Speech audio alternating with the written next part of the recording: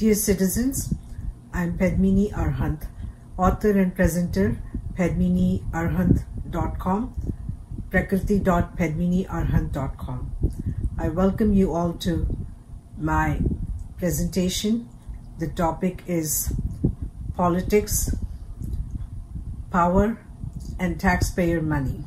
Before I move on with this presentation, I would like to remind the viewers that this presentation is extemporaneous, impromptu, no scripted material. There is no teleprompter, no ventriloquist, clairvoyant, crystal ball, or tea leaves. Whatever I'm about to say is directly from my mind, my original mind, not artificial intelligence. I'm speaking from my heart. This is what I feel about the status quo.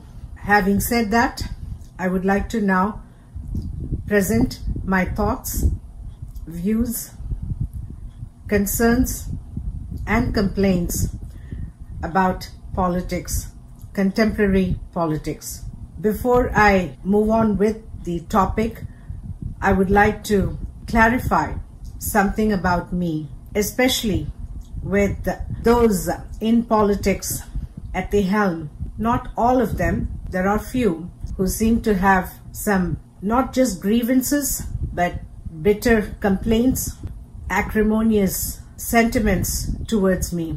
As I have mentioned earlier, I do not represent any political party, organization, institution, religious, non-profit organizations, none of that whatsoever. The one whom I represent is the Almighty, to whom I am solely and exclusively committed in this divine mission. Nonetheless, the members in politics, especially those who seem to have problems with constructive criticism or rather analysis of their public policy decisions, plans, and programs that seem to impact vast majority of population in their domain, or for that matter worldwide. When that is being brought to public attention, these members in politics do not appreciate. As a matter of fact, they do everything in their power to obstruct, prohibit, and forbid the publication, presentation of facts and perspectives on issues concerning people and humanity at large. There might be those who might be able to do that, considering that their terms with such members are designed or they have some kind of mutual agreement. Whatever I am saying, it's just to contradict me. They would allow someone within their group or league to do something that they prohibit, they restrict me from coming forward with. And I have had problems on numerous occasions. This is just presenting facts on public information has been a big problem with these members, for they have done everything that they could possibly do to prevent the publication of visual content as well as the articles that I continue to write in my websites. So much so that these members in politics, though they are based overseas as foreign leadership, supposedly representing the world's largest democracy, they have unnecessarily intervened in influencing the medium or the platform, the social media platform that is meant to be for public access without any discrimination, even though that seems to be a misnomer considering the cancel culture that we have experienced during the pandemic and thereafter. So the social media that is supposed to be, especially when it is established for public service and it is meant to be for public use, it is not necessarily made available to public without discrimination. This is largely due to politics interference. That is what I'm going to discuss about politics' role in general, how interventional politics is today, the dynamics of politics that is supposed to be limited only to governance and accountability on taxpayer money, both of which are visibly and miserably missing in action.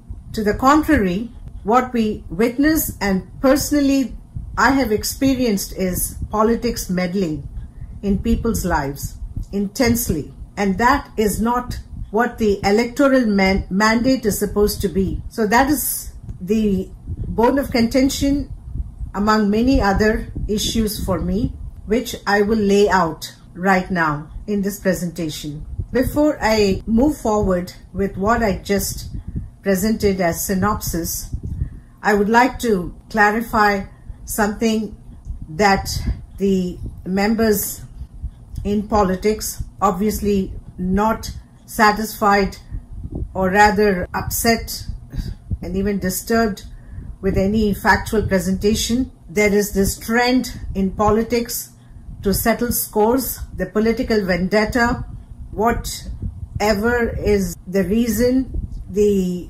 option that seems to be the preferred action for them is to seek revenge. This vindictiveness, political hostility, acrimony, which seems to be the norm. And that is really unfortunate, especially for those who seem to talk about etiquettes, culture, behavior, and so on. Some members in politics, like as I've said just now, who have taken up the issue on any factual presentation on their public policies, they have gone well and beyond their position, or rather abusing the position of power and authority, have been involved in certain activities that do not bode well for the highest office they claim to represent. I will begin with the topic of politics, how politics is interfering and how politics has misinterpreted electoral mandate, politics exercising their authority, power at their disposal. Those are the issues that are extremely concerning and relevant in contemporary politics. I would like to begin with the fact politics today is all about excess use of power, or rather abuse of power.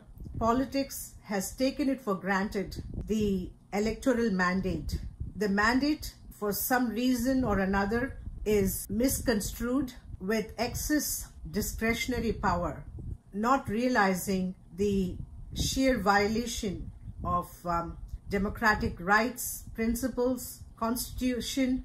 All of that today has become the thing of the past. As a matter of fact, when we come to think of it, constitution, democracy, all of it appear to be redundant.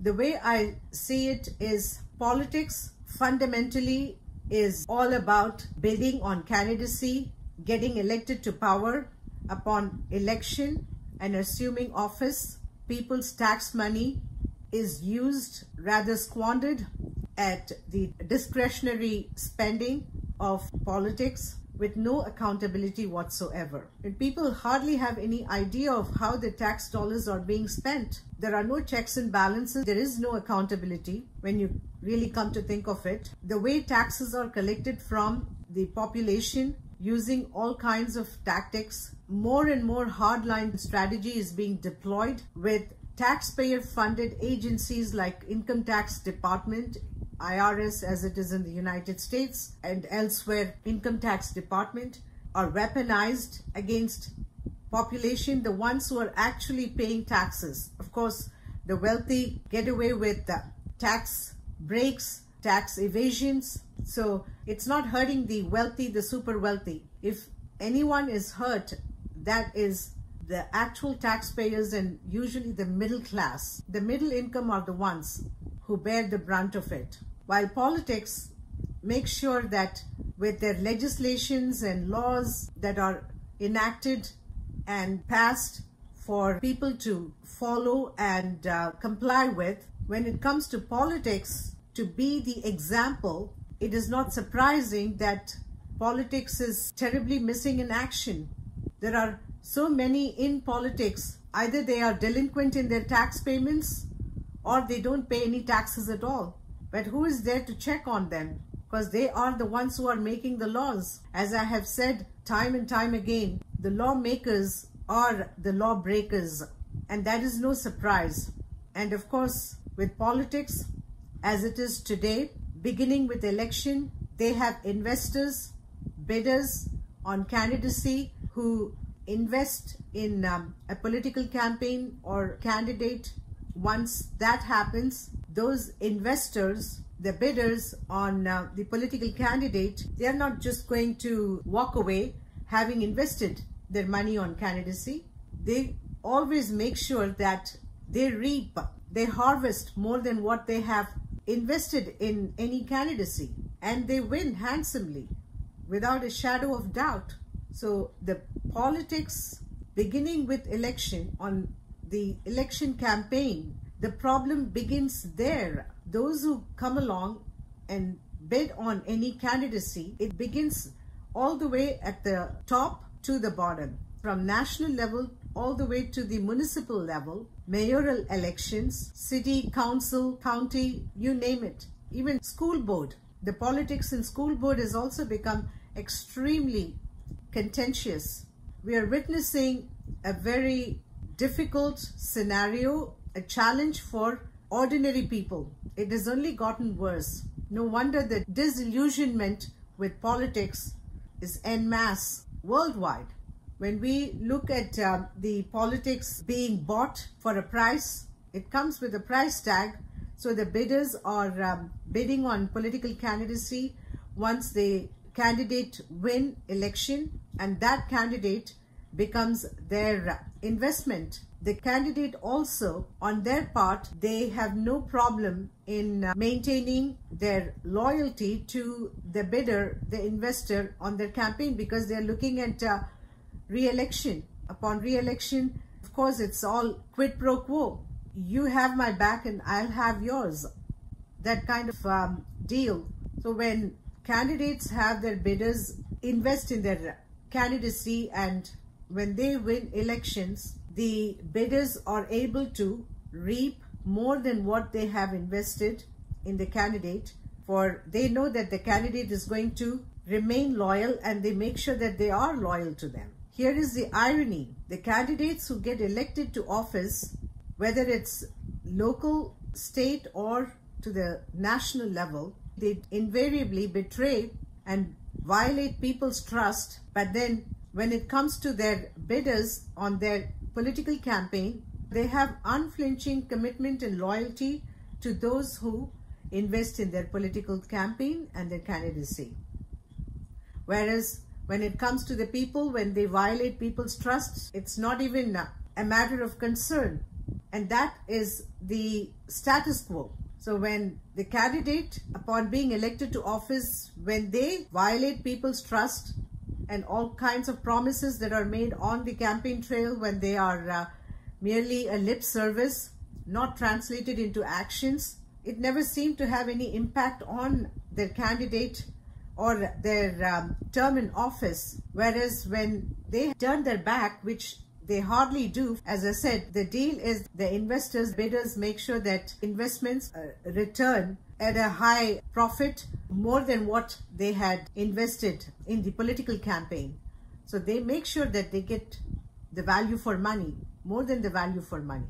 That is the difference between the bidders, the investors on political candidacy, and the people who invest their faith in those candidacies, hoping and thinking that these candidates are going to be their representatives, representing them at whatever level, from school board to local municipal elections, state, national level. And then what happens is when that candidacy is preoccupied, or Their commitment is entirely to the investors, the bidders, special interest, anyone who is pulling the strings from behind. They are the ones usually the priority, and then the people, of course, they come either later or never at all. That is what makes the electorate dispensable. But then little is realized that it is the electorate, the public, the people are the ones not only casting their ballots to legitimize the candidacy, whatever office they are running for, whether it's municipal or to the office of presidency. It's the people who legitimize with their votes, and then it's the people who are the ones who are basically running the governments at all levels with tax money. How are the governments functioning in the first place? It's all happening with the taxpayer money. Here is what I find quite interesting, and that is when the bidders are investing in a candidacy, it begins only at the election, whatever sum they invest in the candidate or the political campaign. Like as I said, they always make sure that they get more value for their money, and the rest of the time, who are actually contributing to the government functioning, the operation itself, it's the people. The people's tax money is paying for the government functioning, and the entire apparatus is funded by taxpayers, which again is in a strange manner. Some of the agencies, like I mentioned, whether it be the income tax or intelligence, and then there are a few other agencies that are deployed by politics against people. Even though it's the people who are funding these agencies are weaponized and used against people by politics. And that is what is experienced today, which has become the norm. So that's the election part of it. Like as I said, election funded by bidders, people's money, the taxpayers take over funding the government as well as the various positions. The bigger the government, the more taxes. Some of the agencies, like I mentioned, the taxpayer funded agencies are weaponized and used against the people as well. When it comes to resolving issues for the people have to rely on their peaceful protest, some form of representation with the ones whom they are electing are supposed to represent the people.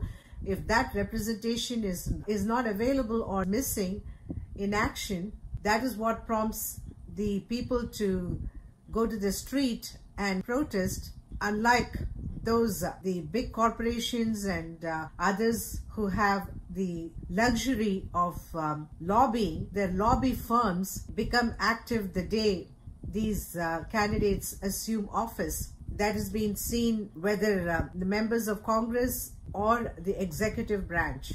The lobbyists, they always have access to politics at all levels. Lobbyists always, they get their way and able to achieve what they are aiming for. Unlike the people have no means, and ultimately they take to the streets. That's when things flare up, because politics has little or no tolerance, as we have witnessed in some of the issues.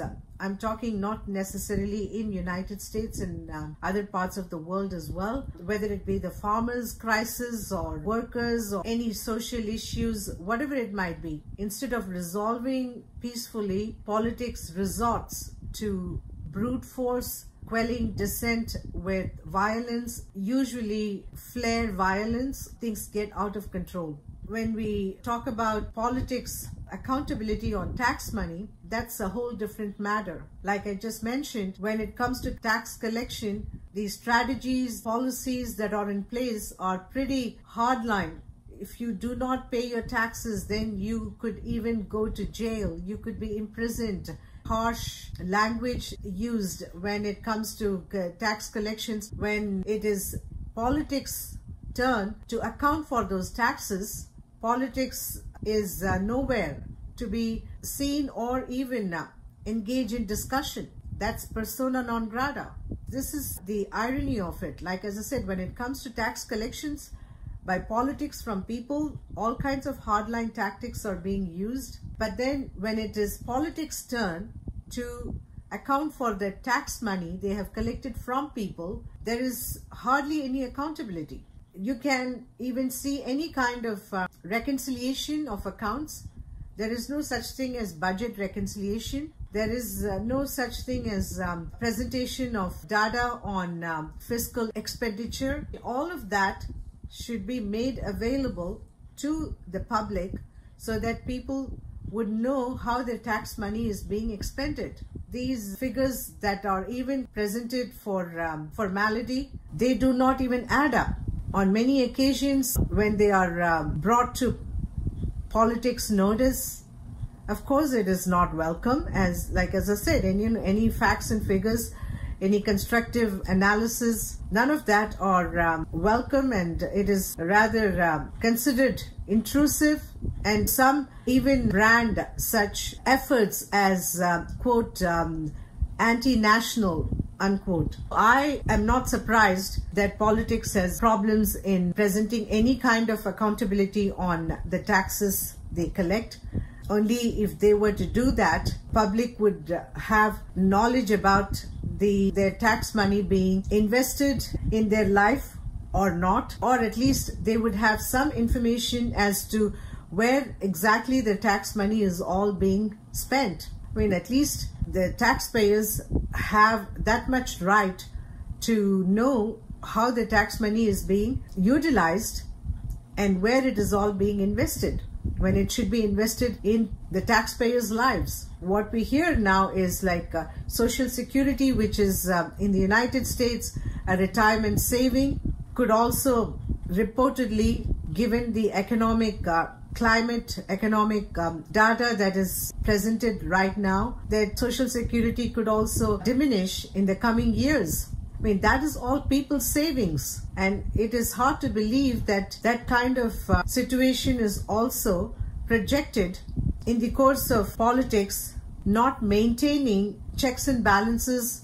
It requires economic prudence to make sure that people's savings are not squandered, they are not in any manner misappropriated, as it happens often when politics get carried away with their pet projects and whatever they think is necessary in their political agenda, but then ignore what the people and taxpayer needs are. This is where the predicament lies, where people are not able to get the actual information that they deserve as taxpayers. That's why I say that if municipal to national level politics is not able to account for people's taxes, the taxpayer money, then I don't think politics could force taxpayers to pay taxes. The reason I'm saying that is that what is applicable to the general public should be led by example by politics, which is not the case, as we know, for that is not considered convenient. For all the reasons that politics pass laws, legislations, rules and regulations, how many of those in politics are really in compliance of their own legislations and laws? I mean, I would say if we could count up to 5, it would be really a big surprise, because politics often take their own positions for granted. They take people's mandate for granted. They think that legislations are meant only for the public and not for them. Politics often hold themselves above law when they are expected to be the example and lead the rest with compliance of the laws, the rules, regulations they enact and impose on people. One would think that the one who is asking others to follow anything would be the first one to lead others, to make it credible. That is not what we witness and see in politics. To politics, it can get away with anything, apparently. The action against political opponents, there is prejudice, partisanship. What is fair to one side is not necessarily applied to another. Even when the situation is far more serious and in gross violation of the laws, despite the contradictory practice that politics has today, politics expecting general public to abide by the laws, the rules, which they themselves violate time and time again, as if laws and rules are only meant for the average citizens and not for those in politics as well as the ones who control politics. That is where the frustration lies among people. And it is fairly reasonable. The ones who are in the position to enforce laws on others, one would think that they would be the ones who would comply with those laws to set an example so that others can follow them accordingly. But then that is not what we experience in today's society. There have been several incidents. It's not anecdotal. I mean, it's becoming fairly frequent and regular. Those who are in politics, it's considered a privilege for them to violate laws, rules they have enacted, implemented, and yet when it comes to them to be in compliance, that happens to be a tall order for them. I mean, they do not even consider it is necessary. When there are those in politics with corruption scandals, criminal dealings, even murder. Apparently, one can even get away with murder in politics. And they do. I mean, that's the kind of privilege that politics now enjoys, while the public, the people, the common man on the street, the common man, woman, and child are expected to follow the rule without any kind of violations, lapses, or else they have to deal with the rules that are there and which sometimes are also very discriminatory when we come to think of it. It is also based on race, gender, whatnot, and all kinds of things that, of course, politics is now very much in favor of, especially in the last few years. I would say politics having invented this whole idea of race baiting, gender baiting, people's lives, how people live their life. Apparently, that is also going to be determined by politics. Politics becoming so intensely involved in people's lives is a strange precedence in the present time. Is it really necessary for politics to become so interventional and invasive in people's lives? I mean, this is the question I posed even in my last presentation, for I personally feel and experience this time and time again. I have adequate, abundant evidences. If people are saying, where is the evidence? Where is the evidence? I can produce numerous evidence in this context. How politics is becoming so invasive and obsessed in people's life that people seem to know, apparently, those in politics and the ones who are in cahoot with politics as their recruits, their surrogates deployed for this very reason. At a price. They say, we know the beverage flavor that you have in your daily routine, or for that matter, we even know the color of the loofah in your shower. Yet they claim to remain clueless about the potential terror attack on American soil on September 11, 2001, and lately the deadly virus in Wuhan lab, China. Incredible, isn't it? What are they trying to say? You're always on radar. We are constantly watching you. Is this some kind of harassment, intimidation? It is. Is this the reason people are voting politics to power, so that their power can be abused against the same taxpayers with their tax money? How far will it go? That is my question.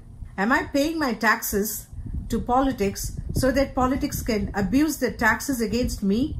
Why should I be paying taxes in the first place if that is where my tax money is going to be spent?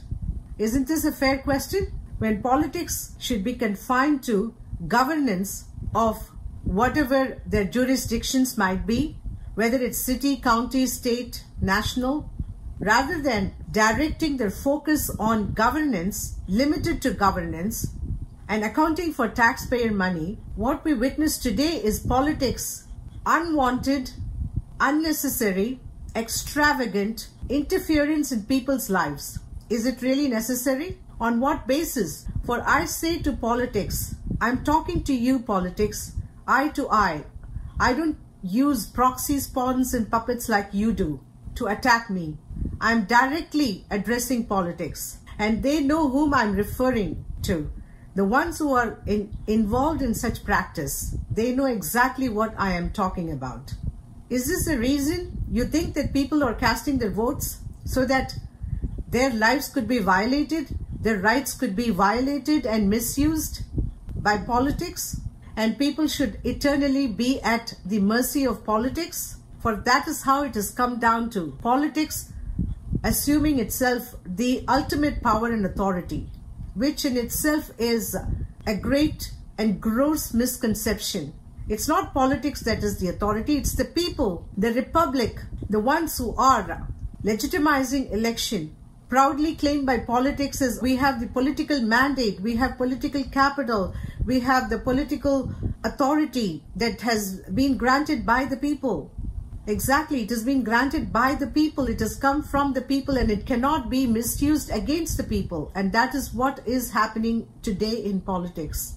Not that it wasn't happening before, but it has gotten worse. Now it is just simply being taken for granted that people's voices are muzzled in such a way that you can't even raise a question against politics. Politics has got everything on their side. Media more than happy to bend over backwards. If politics says jump, media says how high, sir? As if that is not enough. Entertainment industry at politics' disposal. Politics using entertainment industry as if there isn't enough entertainment in politics. Politics itself is an entertainment when you come to think of it, sadistically so, not in a pleasant way. But that apparently is not enough for politics, so they have taken entertainment on their side. And what I call it now, politainment. Politics with entertainment in collusion as the surrogate propaganda machinery to attack whomever politics consider their vehement opponent, unleash entertainment. Ironically, emulating Hitlerism in this context. So it is politainment now, politics and entertainment, besides media. On the top of it, buttressed by their recruited podcasters as well. What is the need for politics to indulge in areas other than what politics is supposed to be, limited to governance of the nation, to make sure that the economy is on the track, people have jobs, the nation is secure from foreign adversaries in any shape or manner, preparing or ever posing any kind of threat to national security and securing national borders. All of that has seemingly taken the back seat, or it's not even considered relevant. Instead, what politics has taken upon itself is meddling in people's personal life, telling people who they should be, what should be their name, gender, orientation, and whatnot. That has become the priority for politics today. That is not the reason why people are paying taxes to run politics. When you come to think of it, the way politics is now transformed is beyond comprehension. One doesn't even know where this is all heading. Even I don't think the ones who are behind this bizarre political transition, even they are definitely clueless to where they are leading in their political agenda. Where is it all heading? When politics has become so engrossed in people's personal lives. Personally speaking, I have said this before and I reiterate again, I don't want politics or anybody else for that matter to tell me who I am, what I am, who I should be or shouldn't be, what they think I should wear in terms of lifestyle and whatnot. I mean, apparently they have to take over someone's personal life and lifestyle. Since when? This is not the reason why people are casting their votes and paying taxes. So politics can become so meddling in people's personal life leaving all things that are extremely important and critical in terms of governance. I'm asking politics, who is so invasive in people's life, especially the ones whom they target, first of all, even to engage in such activity, they need to have a legal ground. They have to be in compliance with laws, the same laws they have legislated and passed for the rest to follow. How come that is not applicable to them? When they expect people not to take laws into their hands, and they say that, well, you should not take laws into their hands, which absolutely correct. Let the law take its course, and people should have the legal course to pursue if they have any issues whatsoever. But then when it comes to politics, apparently politics can take laws in its hands. Politics become the law. But then when it is not convenient, politics never comply with the same laws that they are legislating in Parliament or in the House of Congress. I mean, how convenient it is. No wonder career in politics seem to be extremely attractive and lucrative, with all the privileges and benefits. Besides this political impunity on anything, where politics is never held responsible or accountable on any actions or inactions, whereas the same is not necessarily available to any ordinary citizen, even though they are the law-abiding citizens in society. So I'm asking politics, when politics becomes so invasive and intrusive in anybody's personal life, invading their home space, life, lifestyle, and whatnot, on what basis do they engage in such? I mean, what is the exact reason? Do you have any legal reason, basis for it? Even for politics to indulge in such thing, politics is also expected to follow the rules. As I said, they are the ones who should first exemplify the rules that they enact and pass for others to follow. But it's just the opposite. Politics can basically skirt any rules, do not have to follow any laws, but then there is always this influence that also takes place. That kind of liberty or opportunity is not made available to any ordinary citizen. So even to engage in this kind of very interventional, intrusive activity for politics, again, it has taken upon itself that it is the political might, political power is so great, enormous, that apparently politics can do anything to anyone. That is not how the mandate is to be interpreted. That is not how the mandate is being granted by the people. It's not telling politics that you go ahead and do whatever with it. You have the power to do so. Apparently that is how politics misuse the power, misinterpreting the power, the mandate that is granted by the people. So much so the politics does not even have the tolerance to listen to people's grievance. People not satisfied, if they have problems, people can't even approach politics, for it is considered anti-national. If you criticize politics, that means you become anti-national apparently. Everyone has to fall in line, like the media, entertainment industry, and anyone that they have in the crony contingency. Everyone has to fall in line. If you don't, then obviously you become the prime target for politics. If this is not an abuse of power, what is it? Why is it that politics can do whatever it chooses to do when an ordinary citizen is subject to the extreme and the fullest extent of law that are in place, whether it be from a traffic violation all the way to any serious crimes, which of course the politics is engaged in much more severe and extraordinary crimes than what any ordinary person can possibly imagine to do so, given the political climate that we are in. What I want to say is politics has misconstrued and misunderstood the power granted by the people. It is time for politics to come to this realization and acknowledgement. It is the republic that is the actual power. The people of any state, any nation, they are the actual power, granting the mandate to those whom they elect to office.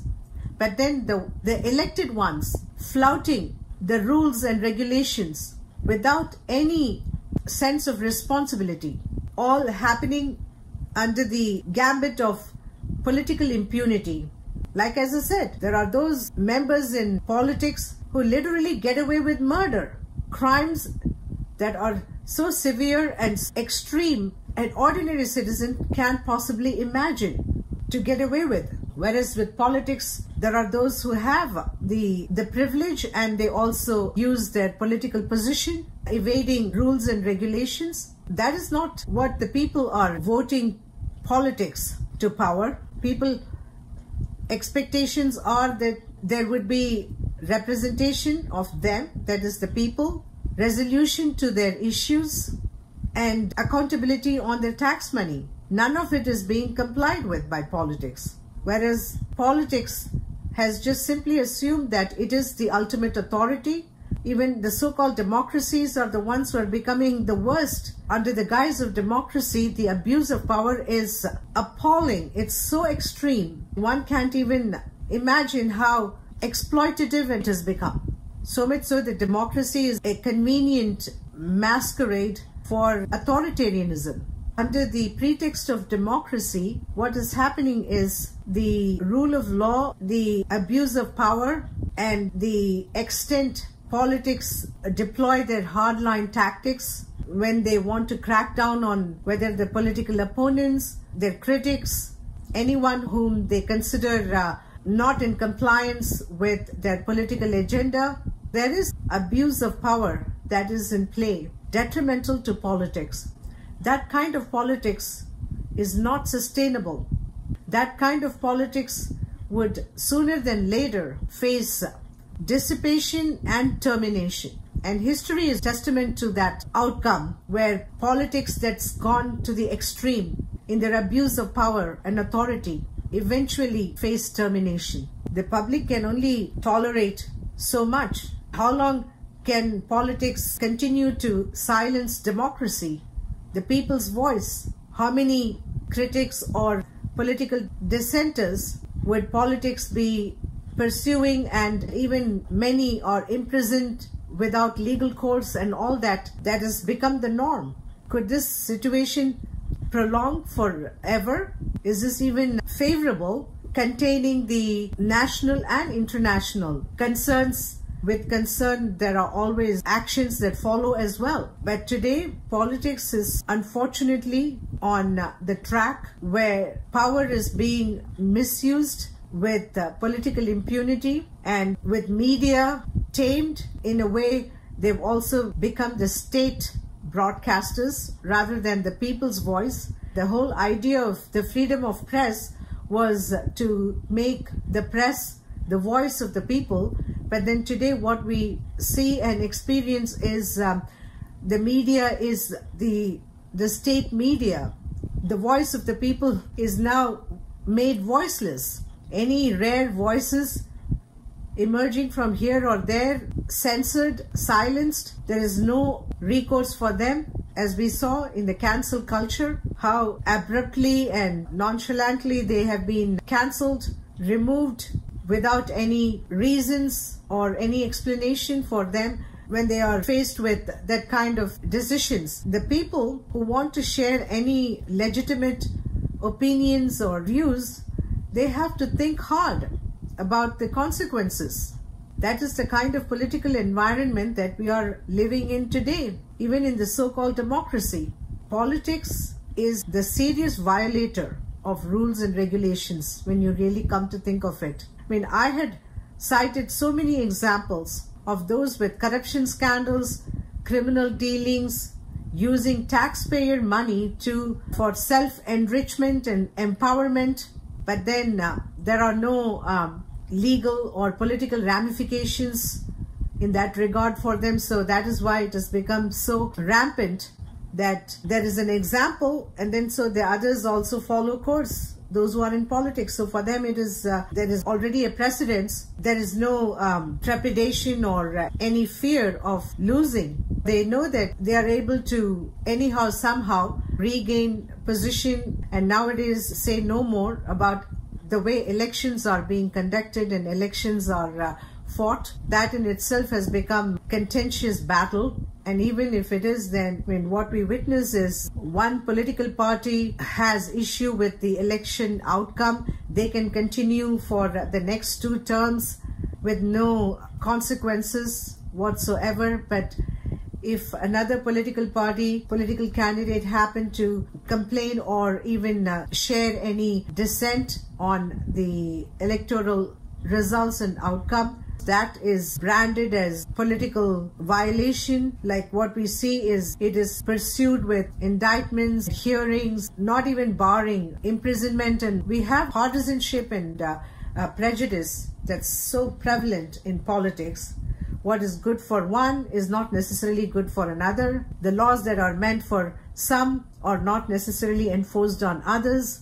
With that kind of discriminatory policy that is in place in politics itself, how politics differentiates and discriminates own political members if they are from a different political party and affiliation, and let alone any ordinary citizens. Definitely the issue that needs to be focused on is lack of transparency in politics, and that is what leads to corruption. Corruption and politics are synonymous, and corruption is the bedrock for political mayhem, instability, chaos in many parts of the world. When it comes to addressing corruption, there is hardly any interest, not surprising. And even if there are efforts made, then that either proven to be a hoax, much to people's disillusionment and frustration, or it all turns out to be like whatever you do, you cannot clamp down on corruption. Don't even think about it, because that ain't happening. Corruption is here to stay forever. Corruption is what makes politics apparently vibrant and interesting. When politics that's supposed to be the governing body itself is corrupt to the core, answerable to none, how can any society possibly function without being corrupt? The ones who are heading the nation and society itself, if they are corrupt, that is only going to trickle down to the economic sector and the rest of society. It just permeates all around. And then it goes like, well, politics itself is corrupt, then, what do you expect us to do? And this is how it goes. The corruption is normalized, corruption is culture, and corruption is acceptable in society now. Simply because people have resigned to the fact there is nothing could be done with politics embedded in corruption. Corruption is the way of life for politics. There is absolutely no interest in curbing or containing corruption. In order to do that, first of all, one has to refrain from their own corruption dealings. That's a hard sell for politics. Asking politics to refrain from corruption is like telling politics to quit smoking, for example, knowing that how these habits are hazardous to health and eventually life, but politics doesn't care. But I'm saying this whole idea of putting on this front about cracking down on corruption and recovering black money, tax evasions, and in order to initiate policies that is cracked down on corruption in these areas, the politics itself has to be sacrosanct. When politics has no credibility, given the level of corruption that exists in politics, on what basis is politics posing to be the judge, jury, and executioner going after anyone on corruption? Shouldn't one get their own house in order prior to going around prodding others on how to maintain their house? Why not politics first come out and make sure that they are able to present their facts and figures to the public? Elections are now being made in such a way that politics can apparently attract money from anywhere, not even barring terrorists, adversaries, anybody. Anybody can pour money into election campaigns. That's how politics is won.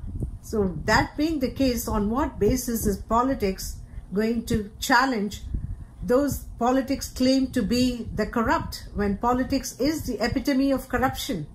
So these are all some hard questions that politics need to address. I know that there would be absolutely no interest. On the contrary, it would be challenged, saying this is a stigma on politics. Politics should not be blemished. Some would even go further as blasphemy. It's time for politics to hear what politics is all about today. Politics is very frustrating for people, given how politics has completely changed the definition of democracy with utter disregard for constitution, doing whatever they deem right as they consider their authority is the ultimate power, and then denying people of any rights to even raise any legitimate questions. I mean, we're looking at the press. What kind of press conference and press meeting that is being held? And there are those who do not even do any press meet. No press conference apparently. None whatsoever. Entire terms in office. They do not want to even face the people. We are the press that has the courage and integrity to pose the right questions to politics, demanding answers to all the various challenges in society. That is supposed to be the place where the press meet representing the people should be taking place, but even that is not welcome. That is not even being considered important by those in power. And they call themselves the ultimate power and authority, even claim themselves to be the leader of the world, when they do not have the courage to even address the relevant questions that matter to people and their lives. There are issues that happen in society that require politics attention, and what happens? There is absolute dereliction of duty and responsibility, and then the situation is just out of control. Even then, politics has no time or interest in resolving those issues, leaving entirely to the parties in conflict, whether it be the communal disputes in society, economic challenges among certain demography and segments in society. So none of that attracts politics' attention. Politics is too preoccupied about re-election, remaining in power. There appears to be this quest for eternal power. Apparently the terms in office are not satisfactory. There is this urge and strong desire to remain in power forever, for lifetime. It's being assumed that election to office, especially the highest office, is simply taken as lifetime position. These are some extraordinary transformation that has taken place in politics. When there was a time with term limits, it was respected and followed. When the term was over, the successors would take over. Apparently that is not the case now. Like as I said, the season is for lifetime position in politics and the position of authority. Whether they run the office in the frontal position or from behind the scenes, it makes no difference. However, the ones who desire to be in office for lifetime, they are definitely engaged in that kind of arrangement or setup, one can say, and that is very much prevalent right now. What I would like to say in this topic is politics has gone too far in misuse of power. Politics needs to be restrained and definitely not intervene in people's personal lives. Politics should follow the same rules, regulations, the laws they are enacting for the people in society. In fact, they should be the example, and politics need to account for people's taxes. It cannot be taken for granted anymore. When taxes are being collected, let politics present the tax spending, where it is being invested or where it is being wasted, which is what really happens. The same would apply to politics trying to define and determine anybody's life, which is absolutely not necessary. Somehow that has become the priority for politics. I would definitely like to say, in terms of gender definition and determination and what have you, which is politics has assumed necessary, this definitely is a distraction from politics' true responsibility. Any kind of gender issues and all that has now become the overwhelming, burning issue for politics, especially politics that is losing track on economy, such as containing inflation, interest rates, relief to people from higher taxes, and literally tax breaks for people, when that should be the priority for politics. Instead, what we see is politics priority has become the gender issue, lifestyle, orientation. People can manage people's lives only if politics were to leave people alone. There is no need for politics to intervene or interfere in people's personal life. Instead, politics could just remain focused on what politics' actual responsibilities are. Like, as I said, economy being the number one, attention that is required from politics, which is often neglected except for the trade deals that are engaged in mainly to benefit politics investors, the oligarchs, for they want to make sure that their investments do not go waste on their candidates. The candidacy where they invest in, they would like to reap more than what they invest. For that reason, all the economic transactions, the trade deals that transpires with other governments and economic sectors, that by and large benefit the corporate conglomerates and the oligarchs who are investing in political campaigns. As for the rest of the people, it is unemployment issue and the job growth lagging in the economy and inflation that are relevant to the ordinary citizen. If that is not the priority for politics, then politics being in power is meaningless. It does not serve the purpose at all for the average ordinary person who is the one who is actually making politics happen.